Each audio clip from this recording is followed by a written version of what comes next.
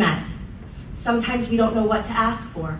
Again, that's why we're here today, to learn a little bit about what we could be asking for. We have an amazing panel of professionals here. We have Dave Rowland of the Show Me Institute, Dr. Pat Hardman of the Florida McKay Coalition, and Dr. David Thomas of the Logos Schools. I would love for you each to introduce yourselves.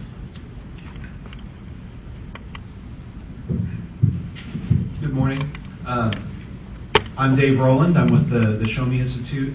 And I wanted to take my introduction time this morning to give y'all a little bit of an idea of how I got to be here and why this issue is so important for me.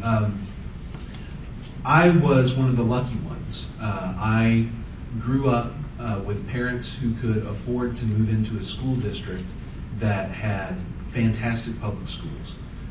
So I was raised in public schools. I was lucky enough that they had both wonderful gifted programs and teachers who were well equipped to deal with one of my sisters who was learning disabled. Through the work that they were able to do with my sister, despite her learning disabilities, she finished 17th in her class of more than 300 students. So I was able to see growing up that there are some school districts that can do absolutely wonderful work. What I was dismayed to find as I got older was that my experience and the experience of my family was not necessarily the norm. We were able to buy into this school district because my parents had the means to do so. But unfortunately, for millions of children throughout the country, their parents are not so fortunate. As I grew older, I began to see this as one of the great civil rights issues of the 21st century. One of the greatest factors in prosperity in America today is the level of education that you're able to attain. And unfortunately, the level of education is not going to be the same for everyone, and it splits along, largely along whether you have economic means or not. So the type of program that we're discussing today is a way of giving families the economic means to reach a high level of educational attainment. In particular, it's primarily going to help families who don't currently have those means. And that's why I think that it's so fundamentally important for us to be discussing these possibilities. Now, from a policy perspective, the way that the bills that are currently in front of the Missouri General Assembly would go about providing these means is particularly effective, because what it calls for is private donations. The program that is being considered would not use public funds to create these scholarships. It would all be based on decisions made by individuals. And as policy matter, this is an incredibly effective way of doing things, because what it calls for is personal investment in your community. The people that are going to be providing the money for these scholarships will be making a personal step towards improving the lives of the people that surround them. And that is a far more effective way of achieving social goals.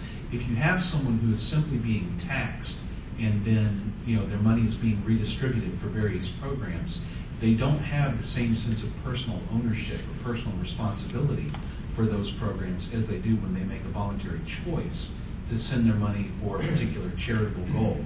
And so that's one of the reasons why, from a policy perspective, the sort of tuition tax credit scholarships that are being discussed, we believe is a uniquely effective way of accomplishing a social benefit. So that's a little bit of my background, and I'll now pass it along to the other panelists. Good morning. I'm Patricia Hardman. Nice to be here with you this morning. Glad y'all didn't have that snow. I'm from Florida, and they had me up in Springfield about 2 weeks ago, and I about froze to death. So thank y'all for keeping it a little bit warm here for me this morning. My background basically is I've been in the field since 1969. I'm old as dirt. And the pattern that I went through, I've run Dyslexia Research Institute, which is Woodland Hall Academy, private school for dyslexic and ADD students. Also done a good bit of research, both medically and academically, and gotten involved with a lot of legislation over the years, helping students of with all types of disabilities. But the problem that we got into here with this was about 9 years ago, Senator John McKay came to me and asked me to help him with the writing of the bill that would help children with disabilities have access to parent choice programs, where the parent themselves would make a choice. And the reason Senator McKay got involved with this, as many reasons of many legislators, is he had a child who we had diagnosed earlier with dyslexia. And being the big, powerful senator, he said, that's no problem. We have excellent public schools in my district. I will get her the help she needs. I don't have to go to the private sector. 3 years later, his child was in worse shape and really damaged badly. And so he started this movement. Some of the reasons that we started it back then was it is a parent choice. We've got the public school in a devil of a situation of trying to be all things to all people. And with the legislation of trying to help people with disabilities, it's very difficult for public school or any school, private school, public, to serve everyone in every way. One school may have an excellent program for autistic children, but have nothing for dyslexic children, or may conversely have something for developmentally delayed children that are excellent but have no way in the world to touch an autistic child. And at the same time, you're supposed to be educating the regular child without a problem. We looked at what was happening in the LD or ESE programs in Florida in year 2000. At that point, you had 43% of your LD students getting a high school diploma.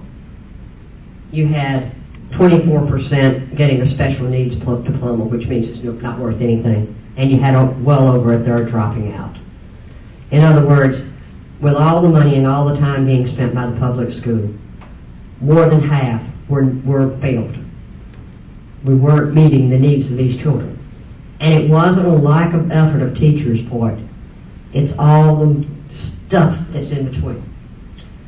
Your private sector tends to have go to speciality. You won't have many private schools that will try to serve an emotionally disturbed child, a dyslexic child, an LD child. They won't do that. They will try to serve like we serve, only the dyslexic and ADD children. I believe Dave serves emotionally disturbed children. So we specialize. And that tends to get you a much higher return. Parent choice is a win for everybody involved. Parent choice has eliminated in Florida the necessity of parents suing the public schools. There's no need to do it anymore.